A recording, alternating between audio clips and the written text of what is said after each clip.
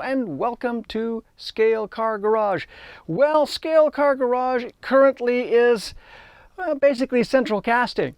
Let me show you what I mean by that. So let me show you what's going on here at Scale Car Garage.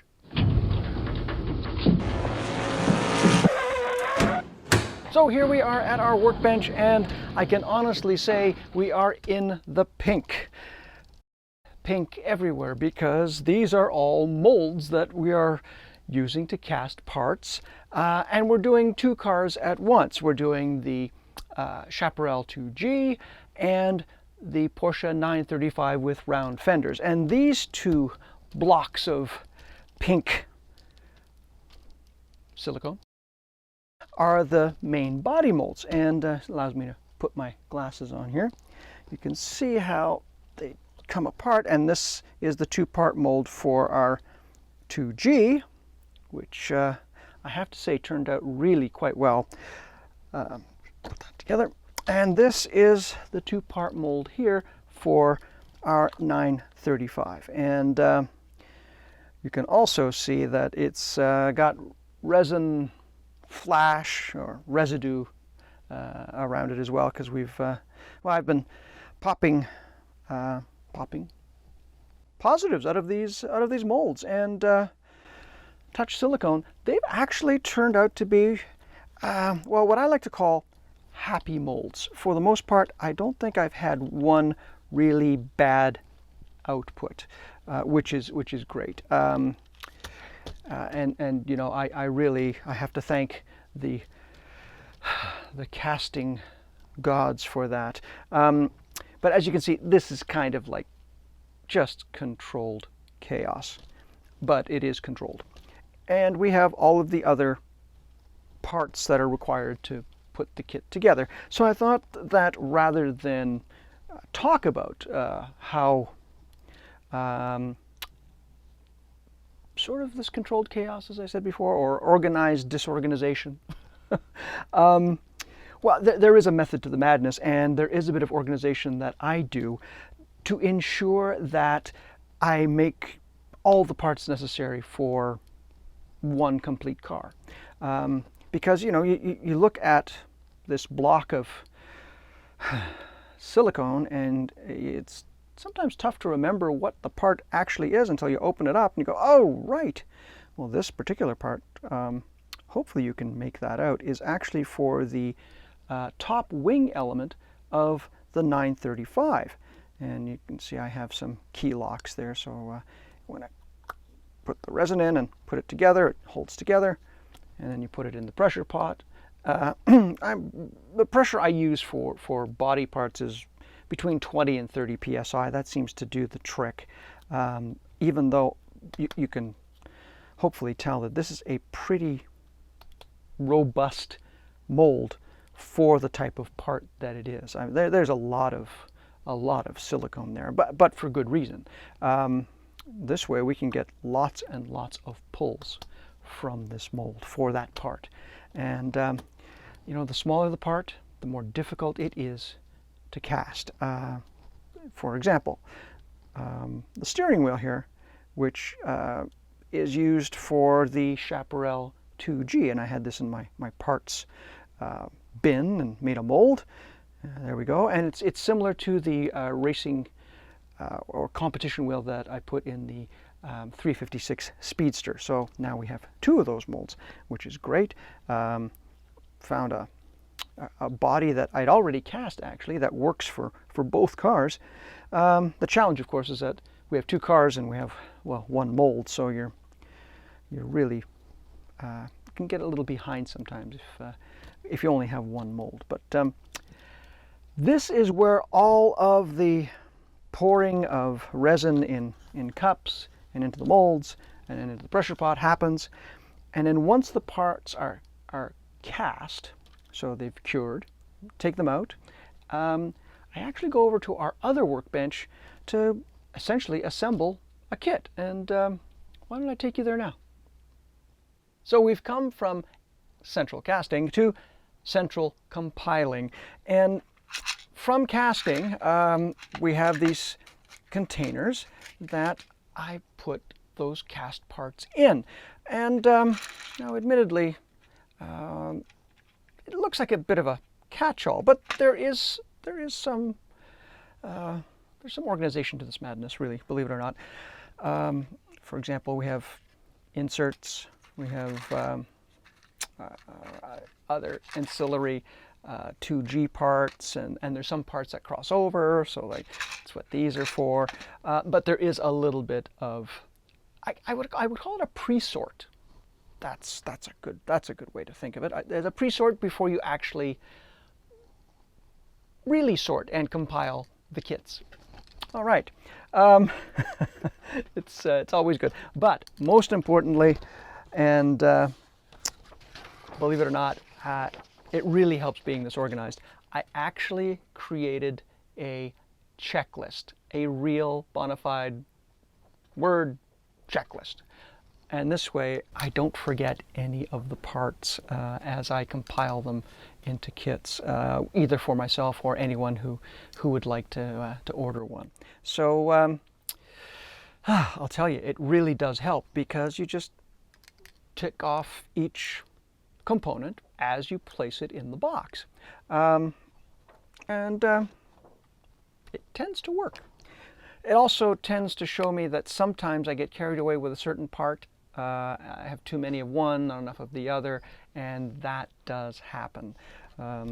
So you can see the Porsche 935 checklist here that has body, rear wing, interior, dashboard, racing steering wheel, racing seat, driver body, driver head, driver arms, windshield, windshield wiper, side windows, and there's a left and a right, rear window, headlight lenses, and wheel inserts. And that is the entire Porsche kit. Now, I kind of feel like this is a cooking show because I've already gone ahead and compiled a kit. And what I use, again, are these wonderful wee boxes. And this over here for a sec. They come in so very, very handy. And this is a complete 935 body kit. I'm just going to be very careful not to tip these over, because they're, as I said, they are semi-organized. And just as the list says, you have the 935 body, which I think turned out quite well. And this is, I think, the easiest component to remember. It, if you miss this, yeah, John. And then here are the other parts, already ready to pack and go. So that's the 935, and of course, do the same for the 2G, which I haven't compiled yet, but you've seen the 2G body, and this is pretty much out of the mold. It's just ready to go. There's the glass and all the other ancillary components. And brings us to another interesting topic as a sidebar. Got into some great conversations with one of the people who frequent our Worldwide Slot Car Chat, Neil. You know who you are. And Neil is very close to starting to do his own mold making and casting. And I think he's going to be awesome at it. I know that. Let me just put this over here. What he wants to cast as his first project, and it's a very well, a noble attempt, I should say, because you know, there are a lot of parts to what he wants to do. Let me stop being cryptic. He would like to do a die cast that isn't available as a slot car. So take that die cast, pull it apart, make a slot car out of it. And I have to say that I have one on my bench that's kind of on the go here. And let me pull it out for you. This was a car that my wife got for me. And it's a beautiful car, and one car that isn't really available as a slot car. It's an Alfa Romeo Duetto Spider. And this is a really, really nice die cast. It's beautiful. I mean, look at that. That is just so lovely. Being a die cast, it has some working components. In this case, the doors open and close. And it has a lovely, beautifully detailed interior. And in my mind, it's crying out to become a slot car. Now, as I advised Neil, and I would advise everyone out there as well, this can most certainly be cast and become a body for a slot car.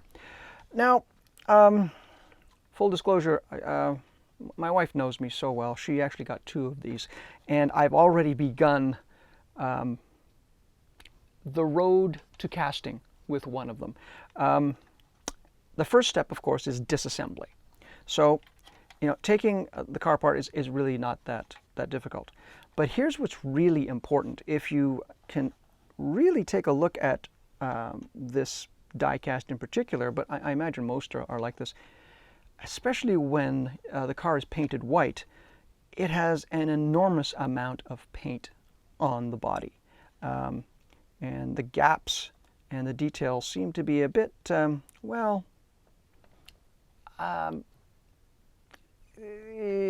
weak. I'm going to say weak. And the reason is because of the amount of paint on this car. So the first step, disassemble. Second step, strip the paint. Now, let me just show you. I've already got something going here, and let me show you. These boxes are also really good for organizing, by the way. They're card catalog boxes. It's amazing what you get at sales and so forth. So I've already taken this car, disassembled, and stripped the paint. Now, because I will show you here, the body has a high level of amount of zinc in it and is really susceptible to oxidation.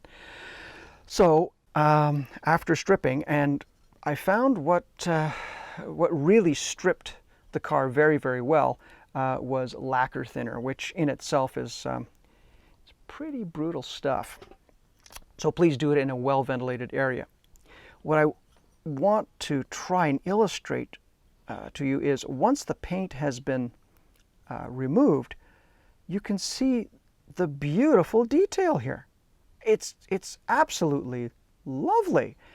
What's really interesting too is if you compare the painted car to the now unpainted car, and there are details that you couldn't see in the paint. For example, there are these absolutely lovely latches in the back, which would be used for a hard top, should you have had one. I believe that's what those are for. Regardless of the use, there they are, just wonderful in the metal sculpture. It's so nicely done. The vents at the front of the car are just wonderfully detailed. Now, admittedly, there's still some paint in there that needs to be removed, and I have to do a bit of a better job at that. But the panel lines are absolutely lovely. It's a beautiful, beautiful car, and it will make a beautiful slot car. Just as with the parts that we've made molds of and cast and then organized into kits. This is essentially an already organized kit, so it's great to organize the parts that already exist. The wonderful thing about die cast is that they're, let's call them multimedia. So you have a metal body and other plastic components. The interior, for example, is plastic and looks fairly straightforward to cast. The doors are also metal. Now here lies a bit of a conundrum, and I think I know which way I'm leaning. I'd really be interested to see what you folks think. My first thought was to cast the doors as they are, because not only would this make a great slot car, it would also look great around the track as scenery, with a couple of lovely figures. And if you just maintain the casting, you could actually keep the doors working. So my first thought was to cast all the parts as they have been removed from the car. Where's the other door? The other door's here somewhere, I'm sure.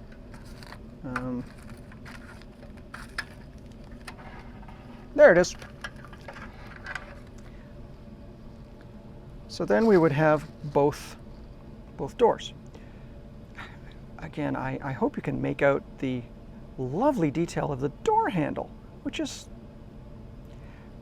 really well done. It's a lovely sculpt. I think it's fantastic.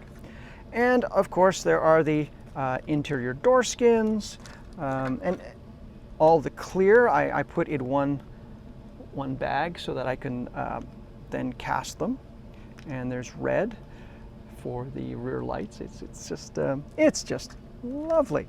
Oh, the under tray of the car. This is very interesting. I don't know if you can see the under tray, but it's actually a separate piece, which for casting makes things really quite easy.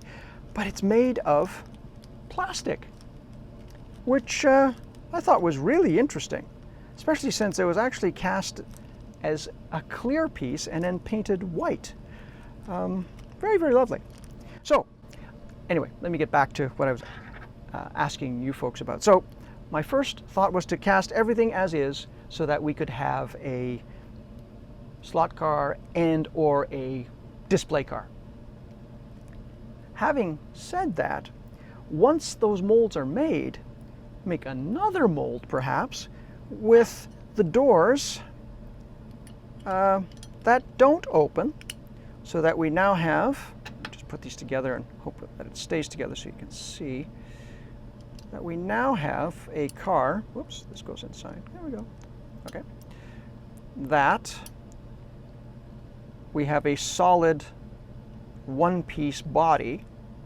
I think I'll keep the under tray separate. That's another good question. Could do it all together, but at least one solid body for a slot car. So it'd be interesting to see what your thoughts are. But what I really want to illustrate here is that if you find something that you want to morph into a slot car, you most certainly can. The important bit in my mind is to one, disassemble and remove the paint. And once you do, because there's such a high zinc content here, I would really recommend, as I have here, put it in little bags so that it doesn't oxidize. Because, you know, you can never have too many projects. Anyway, I also have to build myself a 2G and a 935, and then get to, I think, a whole bunch of other projects. But listen, that's the fun of it.